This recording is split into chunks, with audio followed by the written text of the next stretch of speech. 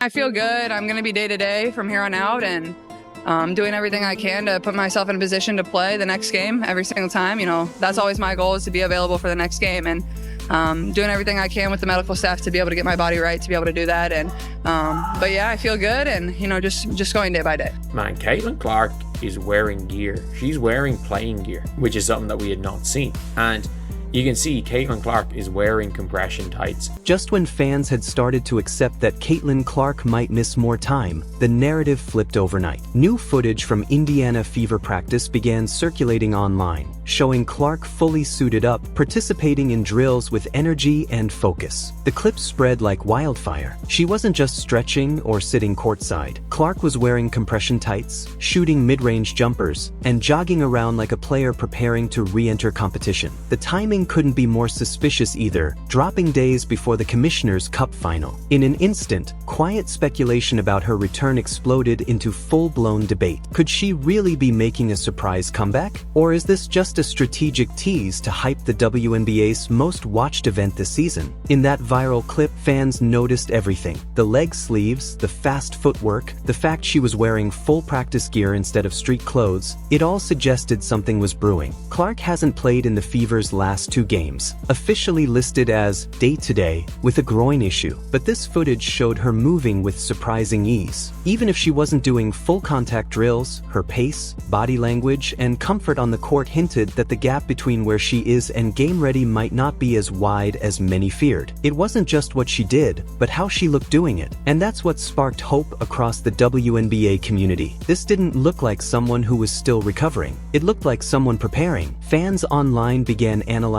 her every movement, comparing her gait and shooting form to pre-injury footage, trying to decode whether what they were seeing was real progress or just optimistic camera angles. Clark's own words added fuel to the fire. In interviews, she kept repeating that her goal is always to be ready for the next game. She mentioned working closely with the Fever's medical staff and taking things one day at a time, but her tone wasn't one of caution, it was of quiet confidence. She wasn't hedging, she was hinting. "I feel good," she said more than once, and it didn't sound like empty optimism. It sounded like someone who knew she was close. The Fever's coaching staff has been careful in its statements, not confirming anything but also not ruling her out. It's the kind of vague but suggestive messaging that keeps fans on the edge of their seats, and it's working. Coaches and team insiders say she's been a constant presence in team meetings and strategy sessions, staying mentally locked in and even offering advice to younger teammates. That involvement, even while sidelined, signals her intention to come back stronger and smarter, not just physically ready but mentally sharp. Now the context gets even more interesting when you zoom out to look at the timing. The Commissioner's Cup final is set for July 1st, and it's not just another midseason game. There's a $500,000 prize at stake, national attention, and a matchup against the red-hot Minnesota Lynx. This game won't count in the regular standings, but make no mistake, it matters. The Fever are built around Clark. Without her, the team loses its biggest weapon and the league loses its biggest draw. Her appearance alone would guarantee massive viewership and sellout crowds. And as if the mystery needed more layers, Clark was seen chatting casually with WNBA Commissioner Kathy Engelbert, who congratulated her on being named an all-star captain. Clark responded with a grin and a line that sent Twitter into a frenzy. "We about to get that dub." That moment went viral too, with fans and media outlets replaying the clip over and over, dissecting every word, tone, and facial expression. Was she just being playful? Or was she subtly announcing her return on a national stage? And that brings us to another major headline. Caitlin Clark has officially been named an all-star captain, backed by an eye-popping 1.2 million fan votes. That's not just participation. That's leadership. It makes her the centerpiece of the league's mid-season showcase, whether she's on the court or not. It also adds weight to the urgency of her return.